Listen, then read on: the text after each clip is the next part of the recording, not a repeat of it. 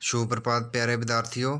बेटा जी, हमने जो लहासा की ओर यात्रा वृत्तांत है राहुल सांकृत्यायन द्वारा लिखा हुआ है।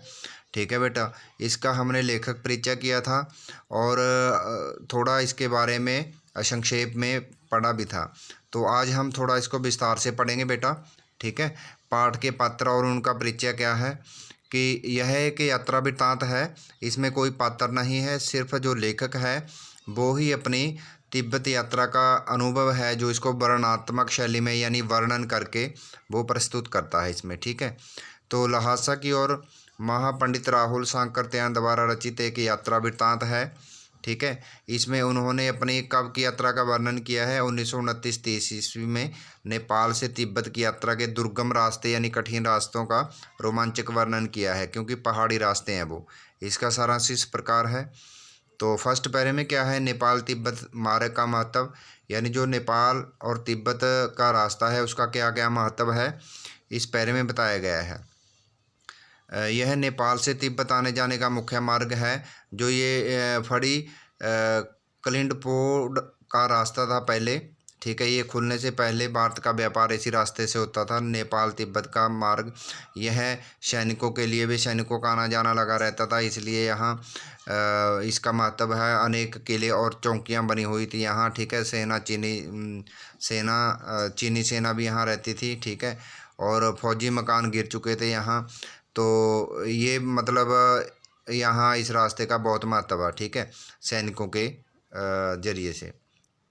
तो सेकंड है तिब्बत निवासी और उनका जीवन। जो तिब्बत में तिब्बती लोग हैं उनका जीवन और उनका रहन सहन। तिब्बत के निवासियों के जीवन में आराम और तकलीफ दोनों ही हैं। वो आराम भी करते थे और उनके रास्ते कष्टदायक पूर्ण भी थे। ठीक है, क्योंकि पहाड़ी रास्तों पे उन्होंने काम करना पड़ता था। जाति पाति छुआछूत समाज में नहीं था और पर्दा प्रथा भी नहीं थी। ठीक है, तो निम्न श्रेणी के भीखमंगों को छोड़कर, ठीक है, जो भीख मंगे थे, भिखारी थे, उनको छोड़कर कोई भी अपरिचित उनके घर आ जा सकता था और उनको चाय पानी अच्छे से पिलाया जाता था। तिब्बत में चाय मक्खन सोडा नमक मिलाकर, ठीक है, चौड़ी में कूटकर दूध वाले रंग की बनावट बनाकर मिट्टी के टोंटीदार यानी जिसमें टोंटी लगी होती थी उसमें परोसी जाती थी। ठीक है, आगे ठहरने का प्रबंध। तो लेखक इस रास्ते पे जा रहा था। ठीक है, यात्रा कर रहा था, तो वहाँ फिर आगे ठहरने का क्या क्या प्रबंध है। प्रीतिगत चीनी किले में ठहरने के बाद जब लेखक वहाँ से चला तो एक आदमी राहदारी मांगने आया। राहदारी यानी जैसे टिकट लगती है वो मांगने आया। लेखक ने अपनी और अपने साथी सुमित, लेखक का साथी कौन था, सुमित था, जो कि मंगोल जाति से था। उसने जो चिट्ठें थी वो दिखा दी। ठीक है, ढूंढला के पहले के आखिरी काम में सुमित की पहचान से ठहरने के लिए अच्छी जगह की व्यवस्था होगी। जान पहचान का था वहाँ उसका, सुमित का। तो उनकी अच्छी खातिरदारी हुई। झोंपड़े में ठहरना पड़ा था पहले, जो पहले गया था। तो अब एक घोड़ों पर सवार होकर एक भद्र यात्री के वेश में थे, अच्छे भद्र पुरुष के वेश में थे। उस बार भी भिक्षुओं के वेश में थे पहले थे जब। ठीक है, तो वहाँ के लोग शाम के वक्त प्रायः नशे में धुत रहते थे। ठीक है, तो आगे डांडा डोंडला का जंगल बहुत ज़्यादा खतरनाक था, दुर्गम रास्ते थे वहाँ। ठीक है, तो कोई आता जाता नहीं था, पहाड़ी रास्ता था।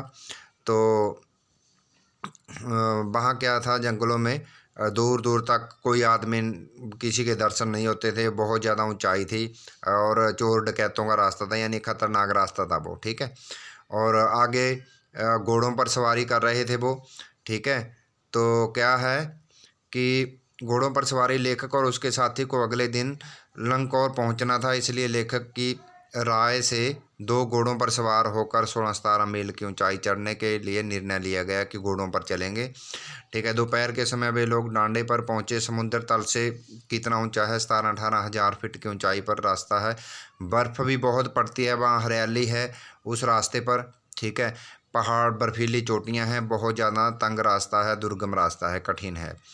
ठीक है, तो आगे क्या है, उतराई पर भड़काव। जब वे उतरने लगे, ठीक है, घोड़े थे, तो अब उतराई आ गई। लेखक का घोड़ा बहुत धीमे चल रहा था थकावट के कारण, क्योंकि थक गए थे वो। धीरे धीरे लेखक काफ़ी पिछड़ गया। ठीक है, लेखक उसे तेज़ चलाने का प्रयास करता वह और भी सुस्त पड़ जाता था, क्योंकि घोड़ा कितना चल सकता है, बेचारा थक जाता है पहाड़ी रास्तों में। एक स्थान पर आगे दोराहा था, तो लेखक वहाँ दो रास्ते थे पहाड़ी रास्ते। लेखक बाएं रास्ते पर चल पड़ा। 1.5 मील तक आगे चले जाने के बाद क्या है कि रास्ता भटक गया, वह फिर वापस लौटा। ठीक है, तो इस सारे घटनाक्रम में 4-5 बजे के लगभग वह अपने मित्र सुमित के पास पहुंचा। तो उनका इंतज़ार करते हुए सुमित गुस्से में था।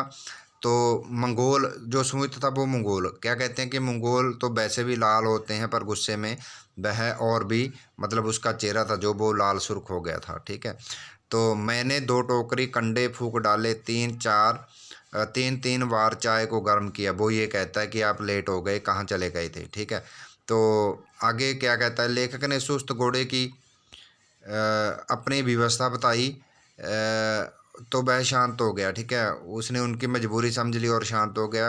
लंगकोर में वे एक अच्छी जगह पर ठहरे। यहाँ के यजमानों से उन्हें, यजमान हैं जो इनके, ठीक है, तो कुछ चाय पानी गर्म जो भी है कुछ खाने को मिला, उन्होंने वहाँ खा लिया। ठीक है, तो बेटा आपने इतना लेसन रीड किया है, ये अच्छे से समझना है और आपने अपने बुक से पढ़ना है। और थोड़ा सा जो चैप्टर रहता है वो मैं कल को करवाऊँगा।